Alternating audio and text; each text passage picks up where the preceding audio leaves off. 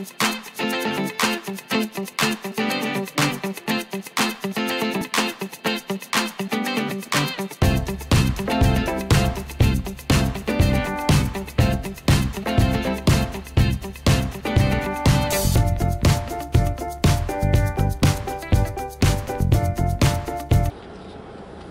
good morning, everybody. This is DearMamaSal on a medium sort of Thursday morning. Yay, Thursday. For those of you who don't know, I don't work on Fridays, so Thursday is my Friday. It's 6 degrees here in southern British Columbia, which would make it, I think, 43 in American. Got lots to cover today, so let me just get at it, as they say. First of all, I don't know if I told you guys, but Dougie has invited me to a big Rugby Sevens event in early March. Dougie and I started the Canadian Rugby Sevens here, must have been 7 to 10 years ago. So he phoned me last night about it, and apparently we've been, Rugby Canada has sent us VIP seats for our contribution to the event. To the sport here in Canada, which is, you know,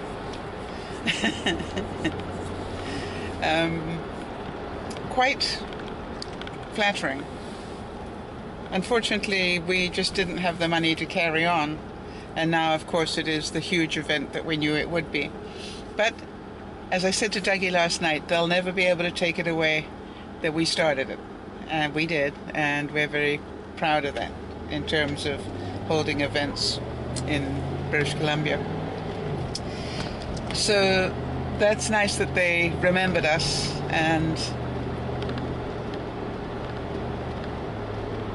hopefully they will continue to remember us. The other really good news is I got a date for Valentines weekend. Yay! Now, I know you're all probably all delighted to hear that. Well, the good news is, much to my surprise, Benji and Judy invited me down for a spontaneous visit. So you know, part of me goes, oh gosh, I don't want to go down on Valentine's weekend. And I did actually say to Benji, you are aware. No, and he said, absolutely, we are aware. So I thought that was really very touching.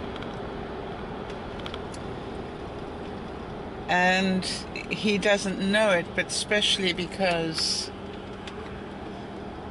Valentine's Day is the day my mum died. And so that's always sort of part of this weekend for me, is a family thing. So to be invited down to be family this weekend is awesome. Too much emotion this time in the morning. Alright, and now, having said that, I wanted to tell you that I got a really interesting call from, not call, note from Darlene. And bless her heart, I don't know how long Darlene has been meaning to write to me or wanting to write, but she must believe that I did want her to do it. And I keep saying to you guys, if there's anything I can try and help you with, you know, I certainly will. I don't necessarily have the right answers. You're just going to get my opinion. And you will, of course, always make your own decision. And I will, as far as possible, give you both sides of the story. So Darlene wrote to me, and she asked me a question that I believe is very relevant to, in a different way, to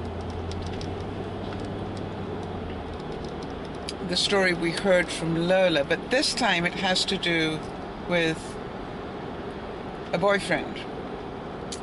I believe it's a boyfriend, not an ex-spouse. But let's say it is even an ex-spouse. It doesn't matter. Somebody who was in her life treated her very, very badly, apparently, and now wants to get back into her life. And I can hear a lot of you sucking breath just at the idea of that. So let's try and work through this from both sides. First of all, why? That would be my first question. Why would you want to give this person another chance? They have already demonstrated that they do not understand love or relationships or whatever. And so that would be my first question. Make sure you've worked through, regardless of what else you hear here, make sure you work through a pro and con list. In other words, on one, put a line down in the middle of a piece of paper, and on one side put down all the good things about this person, and on the other side put down, and be ruthless, put down the hurt, the various things they did to hurt you. Now, we all make mistakes and we all accidentally hurt people. And yes, I do believe in forgiveness, don't get me wrong. I do believe that, we all make mistakes and that's okay. However, if this person had a pattern of consistently doing things that were hurtful, then why would you want them back in your life? Now, the answer probably is something like, but he tells me he's going to do it better this time. Now, this is the big question. Has this person been to therapy and worked through their issues? Because if they haven't, if they're just saying, I can see I made a mistake, I won't do it again, then I would remind you that O.J. Simpson probably told Nicole Simpson that after he hit her.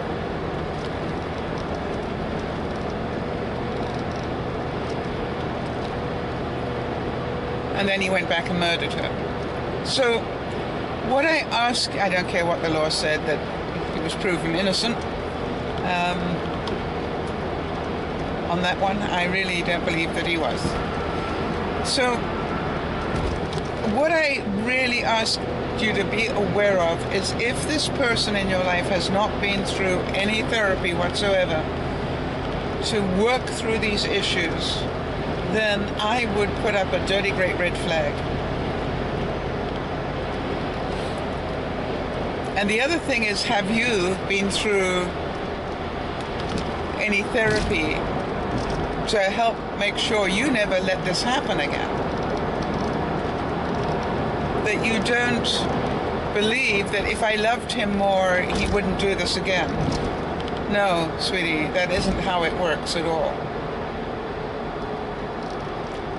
I used to think that too.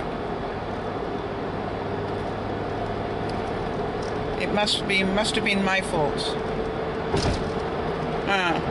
No. I know better now.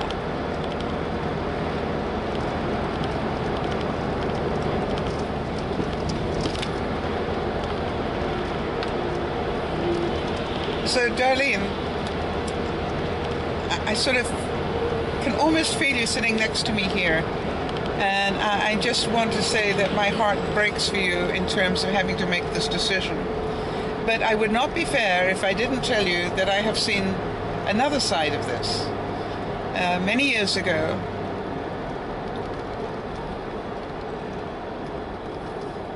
a young man came to me, and he was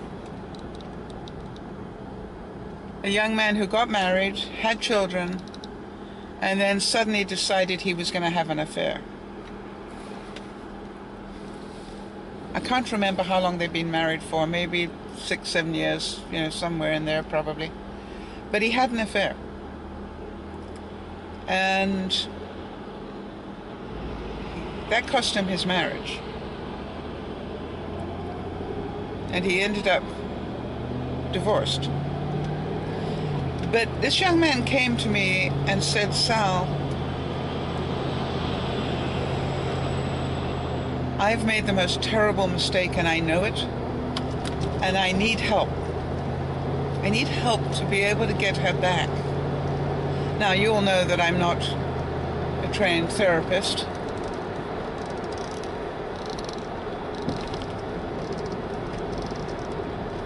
So I always make sure I remind people of that when I work with them. And then he didn't care. He said, you make more sense to me than most people. So anyway, what I did was I worked with him for probably 6 months. And we went through all the issues that caused him to have an affair. And you know, every time he gave me an excuse as to why he did it, I would just roll my eyes at him. But you're married. You were married.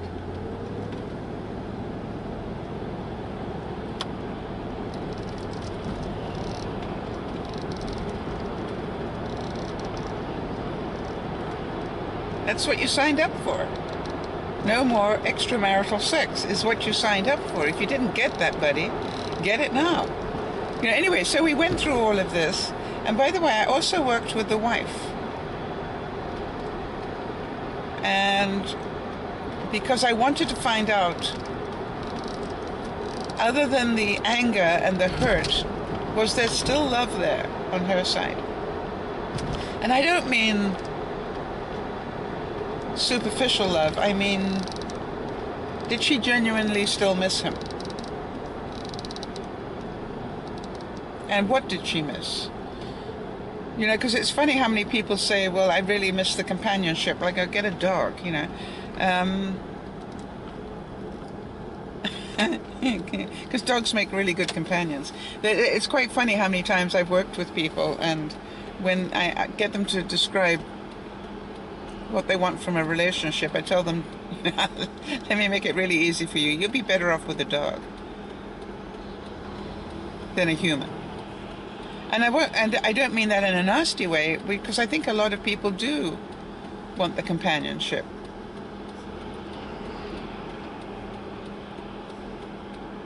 And it's like, I understand that.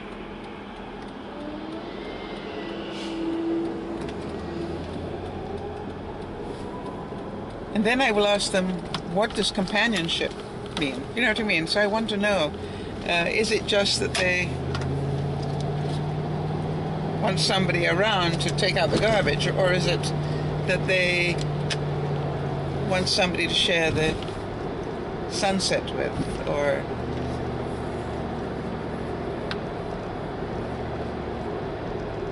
what exactly is it that they miss? Anyway, so the whole point about it is that I worked with this couple. First, I worked quite a bit with him, and then I worked with her. And the first thing I said before I even started working with him, and I told him every time that I saw him, just to check, do you know that every time there is a major disagreement in your family, every time there's a big row, your infidelity is going to come up and bite you in the butt. It's not fair, but it is fair. And if you don't know that's going to happen, if you're not ready for that to happen, if you don't accept that it's what is going to happen, then understand that you're not going to cope. And in fact, what I worked really hard on with him was his replies when that insult came back at him, because it was going to happen. And I wanted to make sure that he had a peaceful and calm way of dealing with that below the belt blow that was going to happen. I was pretty sure of it anytime there was a lack of control type argument. And so, Darlene, I tell you this because he worked really, really hard. And so did she, by the way.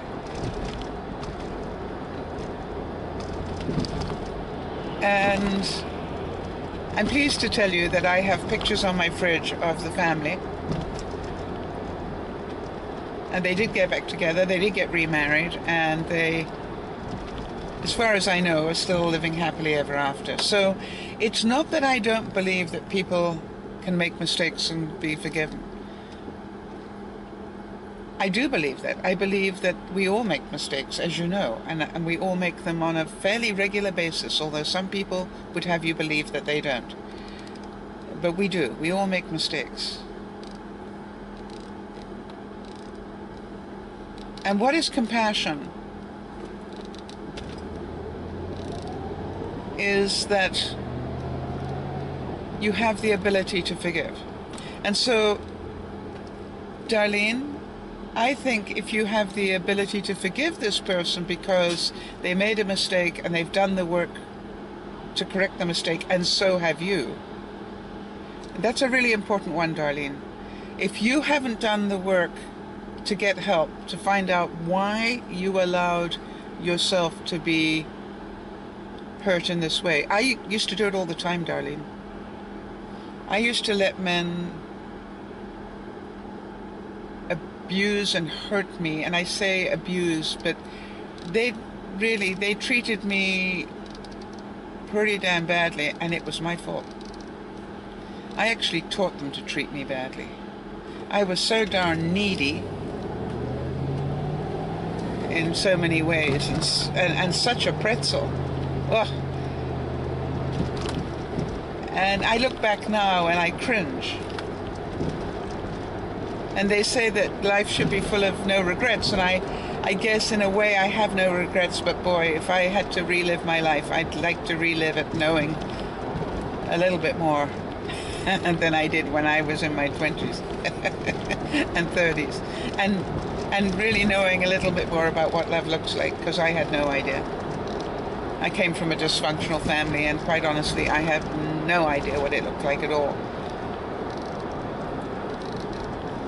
And I'm very pleased to tell you that I've been around people in the last 10, 20 years of my life that have taught me what love looks like.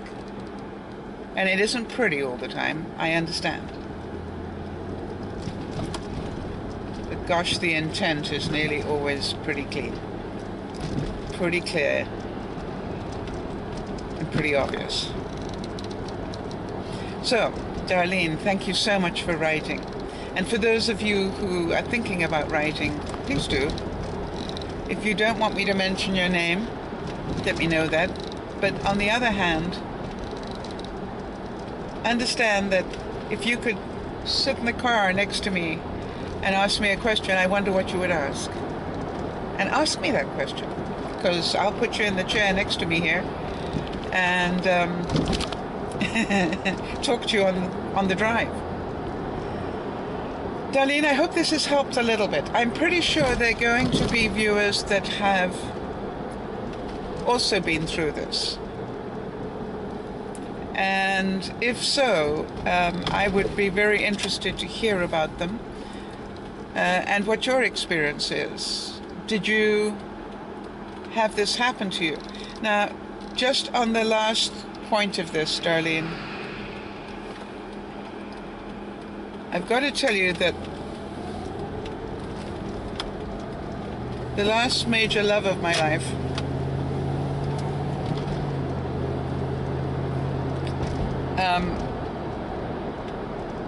did a number on me that was pretty painful. It was more than pretty painful. It tore my heart out because I didn't see it coming at all. Maybe more stupid me, but I didn't see it coming at all, and it was horrifying. One minute I was packing up just about to go and live in another country, and the next minute, you know, I dropped my business because I knew I was leaving. You know, terrible things. And the next minute, what did I know? It was all over. And I didn't even get a reason.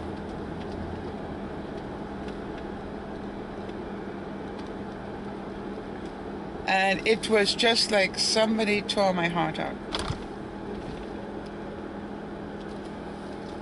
It took me 5 years to get over it. I wish I could tell you that I got over it in a heartbeat. But what I decided, that was the last time anybody was going to do that to me. Because it had been a repeating pattern of my life. I have had some incredibly romantic love affairs in my time. And I definitely am very, very happy to have had them. But my golly gee, I have been through some incredibly devastating heartache too. You probably all know that. So,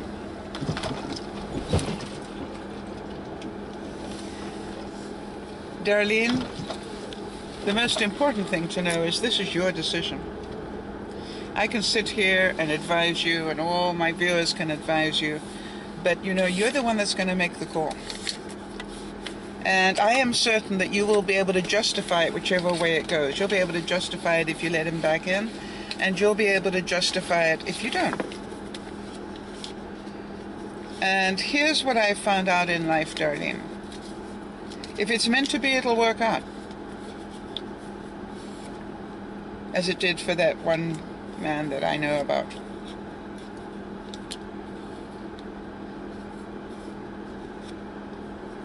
But remember, he didn't just talk about being better. He worked his way better. And so that's the bottom line to me.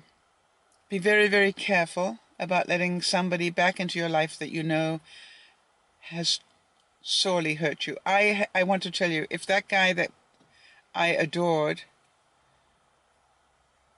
knocked on my door tomorrow, my instant reaction would be to hug him, because I'd be so excited to see him. Because he made me laugh so much in the best possible way. And so I understand that in that moment, I would really want to take him back into my life.